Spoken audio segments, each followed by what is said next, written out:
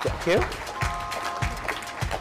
Good morning, everyone, and good day to everybody online. We're going to kick off the first session today with a very different objective. We're going to up-level the conversation to digital transformation. I have for you three leaders. Each of them represent some of the largest companies on the planet, and they will talk about how they're reimagining their industries. So let me start inviting them. My guest is Bonnie. She's an intelligent automation leader for Cargill. Bonnie, please welcome to the stage.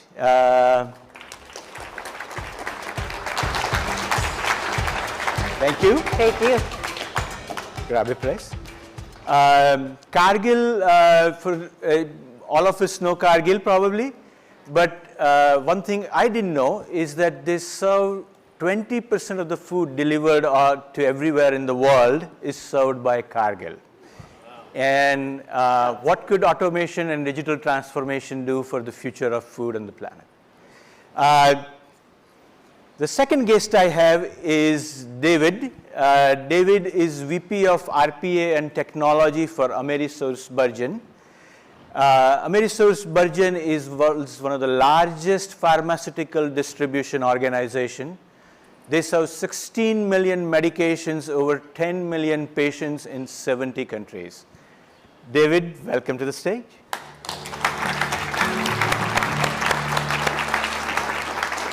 Thank you. Thank you. And I have Tremaine from NHS UK. NHS, who doesn't know NHS in the last few years?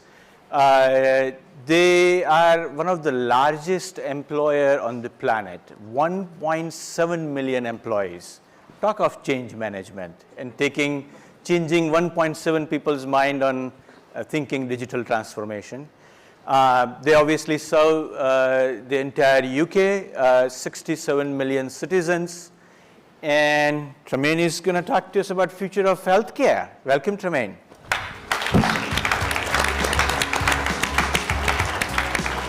Thank you.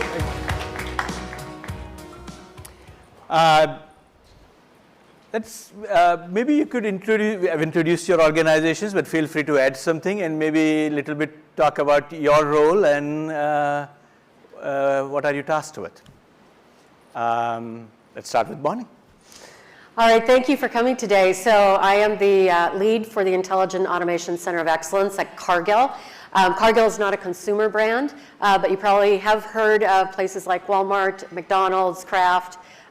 So we do both food manufacturing and food supply chain, as Mihir mentioned, for 20% of the world on any given day. So it's pretty impressive. Thank you. David? Yeah, so AmerisourceBergen, like Cargill, probably never heard about us. We're a Fortune 10. We distribute pharmaceuticals to 74 different countries on this planet. Half our employees are US-based, now half of them are international-based. We look at our function as every transaction we do impacts a patient someplace on this planet. Tremaine? So the NHS, from the NHS, we're the biggest healthcare organization in the world. Change management is a bit of a challenge, as you said, so it's over 300 organizations that make up the NHS, and it's we deliver care across the whole of the UK. Thank you. So let's talk about digital transformation. And digital transformation is vague for many people, but outcomes are not vague. So in each of your organization, talk to us about what digital transformation mean to you and what is its impact. Then we'll talk about how to get there, but why are we doing this? Let's start with you, Tremaine. Yeah. So I think digital transformation with COVID has changed a little bit. For us, it's becoming more operational transformation. So how do we deliver care differently using tools like automation? So digital transformation plays a big part. But realistically, what we're needing to do now is transform the way we work beginning to end and apply automation as much as we can across that journey. So it means it's changed our thinking in the last few years, I think. Give us one example of a digital transformation and what impact it would have on patient care, probably. So one we're looking at the moment, we've built out is we receive 20 million referrals per year from primary care doctors. And just that one automation alone, when we've eventually rolled it out across the whole NHS, would save 2,040 FTE of time returned back to clinicians, which is an entire organisation. So some of our use cases are huge. Thank you. David, digital transformation in distribution and pharma in medicines. What does it mean? Well, I think like you, it's change, right? So we start off being cost-centric, right? It's implement transformation to cut costs. We've evolved, I think, over the past 3 or 4 years to seeing how it impacts the experience. So how do you improve your customer experience? How do you improve your associate experience?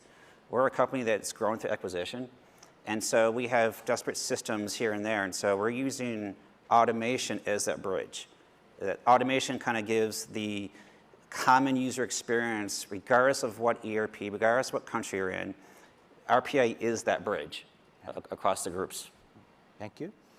Bonnie, what does it mean in your world? Yeah, absolutely. So at Cargill, digital transformation is a key priority for us right now. Our focus areas are customer satisfaction for one. So we have, as I mentioned, some pretty large customers, but also supplier satisfaction. So we work with a lot of farmers across the globe. We're in 70 plus different countries that we work with. And so in the supply chain world, what does that mean? So thinking of that customer first, how do we make, for instance, like order management and the order management process better for our customers? And that is one of the things that we are highly focused on right now. So it goes above and beyond the finance processes, but supply chain, order management, and those types of processes. Maybe give us an example. And when you were talking earlier, you used an example of fries at McDonald's or maybe a few others. But give us an example what it means when you improve it. How does it change all of our lives? Yeah, and it brings up a good point too, is that I'm trying to educate all of our business partners on what are additional value measures that we should be looking at that go beyond payroll savings or FTE savings. And so the example that I gave yesterday when we were chatting is, I think we could probably, most of us agree that McDonald's has the best fries. And if you've ever had McDonald's fries, you've had Cargill product because we provide the oil for Cargill or for McDonald's fries. And if you think about a typical restaurant, they don't have a warehouse in the back to store a lot of oil.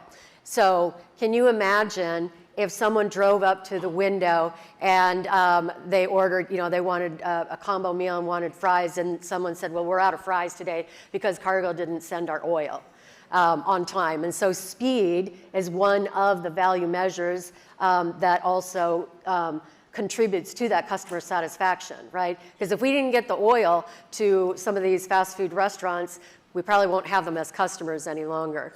That's right. And so and what I'm getting out of this is digital transformation is not necessarily, it's about technology, but its impact is in patient care, its impact is in medicines getting in time, and most importantly, we got to have fries. Exactly. Let's take it let's zoom in a little further.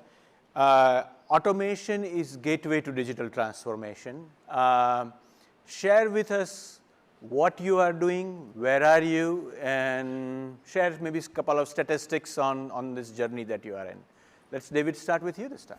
Yeah, so we're about 4 years into our journey. We have about 100 bots across the enterprise, but that's mainly in the US, right? So going forward, we're going to focus mostly on our international side.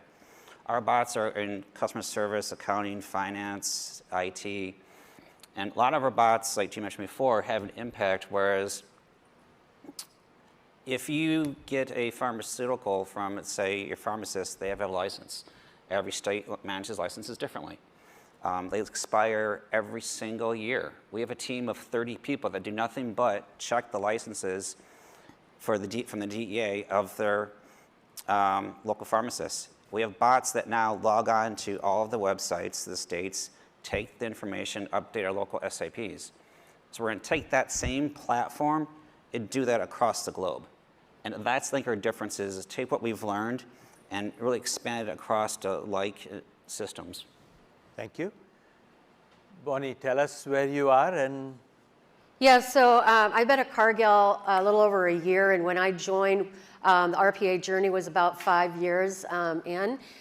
So I was impressed with how mature it was at that point. But as I've said to the team, we need to continue to evolve. We have almost 300 bots in production today. Our goal is to increase that by about 50 to 75 each year. But then we need to look beyond just creating bots, and what are some of those other features of intelligent automation that we need to evolve to as well. okay, thank you. Tramin, tell us where we are. So we're on a bit of a And you have to talk about oxygen bot. Oh, okay. So we're on a bit of a journey. We started with our first automation a couple of years ago, building out a automation to monitor oxygen usage across the hospital. That was our first use case. Now we have the challenge of rolling out automation to the whole organization. So we started a pilot of 100,000 staff, a pilot of 100,000 staff, working across, looking at how do we just look at 10 processes and get some commonality and deploy automation. That worked. So now we've effectively licensed the entire Midlands area and giving them access to, so it's about 300,000 staff, giving them access to automation. So we've got a program now that we worked with Kristen and the team around a program a citizen development program like no other, really. We're trying to get automation in the hands of as many people as possible to really transform the way we work. So we've got some programs where we're just trying to roll out some of the big, heavy-hitting automations as quickly as possible. Our system, we're quite fragmented, so we have 200 different IT teams, so there's a challenge there. But it's working really well. So at this point, it's kind of building all the foundations in training, in governance, in getting the right practices with the tool, and getting some huge, the quick wins out there and delivering value as quickly as possible. Oxygen bot. Tell us about oxygen bot. I like the name you gave. So I think with the oxygen bot, we developed this during COVID, so it was in March 2020. We didn't have any automation at the time, any capability, but a use case came up where it was clear that there were some hospitals across the world that were struggling to monitor the amount of oxygen. And to put it into perspective, it's not that it was going to run out, but the demand on the oxygen tanks, in terms of centrally, was more than it had ever been. And if they freeze, you can't deliver oxygen, which is a big deal. So It's a big deal. yeah. So now we thought, okay, we have controls in place for these sorts of things, but we were saying we wanted to get someone to check it every hour. And even during COVID, trying to say to someone, oh, do you want to check it between the hours of 1 a.m. and 6 a.m.? There's not many people who put their hands up for that normally. So we're like, this feels like an automation use case. So we didn't have automation. I remember giving up a call to automation and going, I need something quickly. So we built the first automation within 6 hours and we had to set up the whole platform and everything, but it was cloud, so it was quick. But we kind of innovated in a crisis. But the beauty of it was we had everyone around us, so the board and others could see us build this automation. So it sort of inspired us to go ahead. What an amazing story. Did I hear that a pilot of 100,000 people? I haven't quite gathered, put my mind around a pilot of 100,000 people. We'll talk more about it. Let's talk about one big challenge that you're facing in this digital transformation. I think I know it's a hard question, but one challenge. So I think I could boil it down to one word, which is scaling. Yeah. And really what that means is not so much finding the resources to do the development of bots, but how do we perform a process discovery that's going to find those automation opportunities across different functions within the enterprise. I think that's our biggest challenge today, and that's our top priority for our fiscal year this year. Thank you, Bonnie. Mm-hmm. David? I think very similar. I think scaling and speed. Now, we're not down to 6 hours for a bot development and production, but how do you move faster? How do you deploy? How do you identify the processes faster? how do you just move faster in everything? How do you resolve the production issues faster? I think to your point of scaling is how do you optimize that? Because you get to the point where your automations are running key processes. If they go down, it's like a key system going down. Even though we design them to maybe do 80% of the transactions, that's a huge hit. And that's one of our challenges right now is how do you become stable and effective and still go fast at the same time? Thank you. Ramin, one challenge. So I was going to say scale and speed as well, and we didn't agree to all say the same thing, I promise you. But I think for us, and for everyone really, that the world has changed, and to keep up with the demands, and also for us, it's recovery from COVID, automation and scaling it quickly is a challenge in terms of just the size of our organization. So we're achieving great successes, but we almost can't do it quick enough. And the organizations that I think that keep up with this, with digital transformation, are going to be the ones you see still there in 10, 20 years' time. So for us, it's very human. We have a waiting list of patients who need treatment because we couldn't see them during COVID. So now we need to work out who do we need to see, when do we need to see them, can we be more intelligent, can we reduce the admin in that process? And you just can't do that quick enough when there's patients on the end of that. So. How do you you have to bring the entire organization on this journey? How do you bring, you all have 180,000, few 100,000, 1.6 million people. How do you bring everybody along? David, how do you bring everybody along? Well, I think to your point, you have to lead it, right? So people will get transformed and things will kind of materialize if you don't. So one, you have to be that leader. You have to be that one with the messaging. And then you have to do it in a controlled fashion.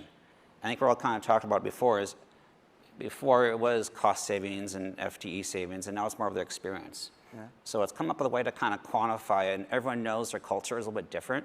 You have to find how that messaging works best internally. And then kind of once you find that niche, expand it. Thank you. Bonnie, how do you bring everybody along? It's tough, but I think that there's probably two key points there, is finding that executive sponsor, and it doesn't have to be a chief executive necessarily, but who really is going to be your ally that has a voice at the table. And then the second piece would be finding those use cases. We were talking with someone in our HR group and explaining an opportunity maybe within the recruiting process of how to review resumes before it actually gets to a person, and helping that process speed up a bit. And their eyes just got wide. They said, I never even thought of that. So it's really thinking of what are some of their pain points and what would be a good use case for automation to help sell that to them. Ramin, how do you bring everybody along? So for us, I know there's two different ways. You can always push and pull in terms of mechanisms to get involved. I think what we've tried to do is inspire as many people as possible that automation can change the way you work. We've been quite lucky in the sense that we've had a really positive response, partly due to, if you go to a clinician and say, I've got a tool that's going to save you time, do you want it? The answer's pretty much yes.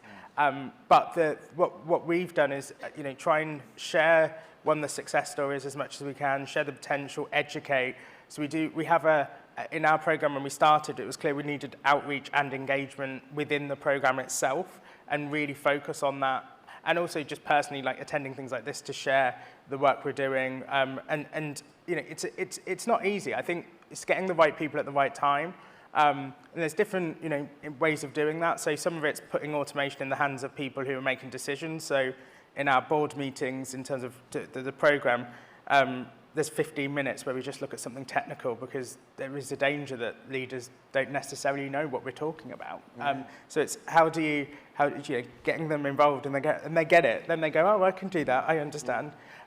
So it's communicating intelligently with different audiences, but just making sure trying to reach as many people as possible.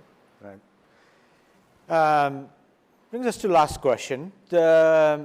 So many of people that are here and watching this are on this journey at a different stage of it. Some of them are starting, some of it are middle, some of them are scaling at this point. Based on your experience, tell us one thing you would do that you thought worked well for you, and I'll challenge you, one thing you would do it differently. I know it might take a little bit of time for you to think about, but we don't get everything right. So if you were to do it again, what would you do that differently?